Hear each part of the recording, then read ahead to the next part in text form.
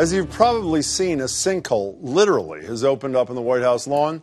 And if metaphors could speak, this one would rival the works of the late, great Philip Roth, a man who characterized Donald Trump as, quote, a massive fraud devoid of everything but the hollow ideology of a megalomaniac. Harsh? Maybe. But as the president calls for an investigation into the agencies investigating him, declaring it's all a deep state conspiracy, there may be a little more truth in that megalomania claim than many are comfortable with. What I'm doing is a service to this country, and I did a great service to this country by firing James Comey, because everybody wants this solved, but a lot of bad things have happened. We now call it Spygate. No, it's not the 2007 Patriots he's talking about, but rather his own personal theory that the Obama administration sent a spy into his presidential campaign solely for political purposes. Intelligence officials have told reporters the real story is that a confidential informant connected with some Trump campaign advisors as part of the investigation into whether Russia was interfering in the 2016 election. But now the White House says it's arranged a meeting between top intelligence officials and congressional leaders to reveal highly classified information related to that investigation. The catch? It's for Republicans only, with just House Intelligence Chair Devin Nunes and Oversight Chair Trey Gowdy invited. What I want is total transparency. Exactly, which is why Trump still hasn't talked to special counsel Bob Mueller, and CNN is reporting the president's legal team wants to narrow the scope of questions for the president to pre-election only, meaning obstruction is off the table. But with Trump attorney Michael Cohen's business partner reportedly taking a plea deal this week, and a BBC story out today claiming Ukraine's president paid Cohen $400,000 for White House access, will the man who may know all the Trump secrets maintain his silence? Joining me to talk about all the sinkholes are Michael Astrue, former associate counsel to George H.W. Bush, ethics counsel to Ronald Reagan. Mike, it's good to see you. Ben Clements is a former federal prosecutor, served as chief counsel for Governor Patrick, and is now leading an effort to have the president impeached. Ben, it's good to see you. Thanks so much for being here. Jim. Can we start with a story that Trump says is bigger than Watergate? He tweeted this morning, Spygate could be one of the biggest political scandals in history. The so-called spy embedded in the campaign, who wasn't embedded in the campaign. What Trump critics, Mike, it seems to me, have been unable to answer is, what should the FBI have done if they allegedly crossed the line? If they believe there are credible sources who suggest there was Russian interference, what could they have done other than that which they did? Yeah, I mean, the notion that there was a plan in the campaign, I mean, it's possible. Who knows? I mean, if you'd said 2 years ago Russians would be trying to influence the campaign through Twitter, you would have said, you're crazy. But there's no evidence of what Trump is suggesting at all. I don't think we know one way or the other whether there's any evidence. But these things do happen. And campaigns are dirty business.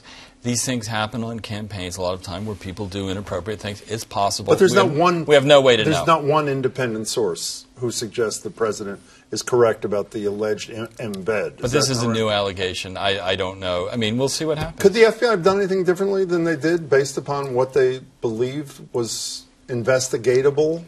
Jim, I've heard nothing to suggest the FBI did anything improper on the Russian investigation. And the idea that I guess Mike is trying to defend by saying, well, it could conceivably be true. Yes, campaigns may do dirty things from time to time. There's no history of the FBI or the Justice Department infiltrating the campaign. And because Donald Trump... Well, a lot of horrible things the FBI has done. We know it better than any place in the country. They have. Boston. They have. But they do not have a history of favoring Democratic presidential candidates. And they certainly didn't favor Hillary Clinton. The idea that Jim Comey has become the president's favorite punching bag when Jim Comey may be the single most important reason that Donald Trump's in the White House right now. By going after her and not outing the potential investigation. If there was a scheme to get the president, surely they would have outed the Russian investigation rather than put all their efforts into the so-called email. Can we stay on this just for a second, a variation on this thing? I mentioned a minute ago, Devin Nunes, who obviously got in a little bit of trouble because he was sort of the bad guy back and forth with the White House earlier on about Obama allegedly tapping phones at whatever. He and Trey Gowdy have a meeting with certain officials in which classified information is going to be shared. Is there, and again, no Democrats invited. Does that trouble you at all? Yeah, I think the fact that it's not bipartisan troubles me. This kind of thing goes on all the time in Washington, and whichever party is in the majority forces the action, and then they drag the minority person around to witness whatever show that they want to have done. I mean, John Dingell used to do this on a weekly basis. Michigan Congressman, Democrat. But, you know, if you, from what I hear, the Senate co-chairs of the Intelligence Committee, the Democrat Warner and the Republican Burr, refused an offer for a bipartisan briefing on the same stuff because they were worried that everything leaks out of Capitol Hill, including particularly classified information. So isn't the whole idea horrible, even if it turns out a Democrat was included in the room, or is it? I would say that if Democrats are walking in that situation, then they're not living up to their responsibility. If the majority is accessing secure documents, they should be in the room when it's done, and that's part of their obligation. Before you speak to this, Ben, here's Sarah Huckabee Sanders explaining, at least according to her yesterday, why no Democrats are there. Here's Sanders. To my knowledge, the Democrats have not requested that information, so I would refer you back to them on why they would consider themselves randomly invited to see something they've never asked to. Does that do anything for you? Well, no, it doesn't, Jim, but you make the bigger point. Yes, the problem is compounded deeply by the fact that Democrats are now being excluded from this meeting. But the problem goes much beyond that. So? The problem is that this is not being done as part of legitimate congressional oversight of Justice Department activity. This is being done at the behest of one of the targets, perhaps the biggest target of the investigation, Donald Trump. This is unprecedented. This is part of a long pattern of obstruction of justice that goes back to the first days of his administration.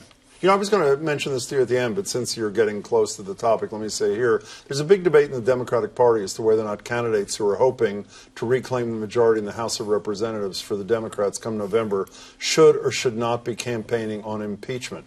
Your view is they should? Well, I'm not going to purport to advise individual candidates, but what if I will they called say, you on the phone? What would you tell them?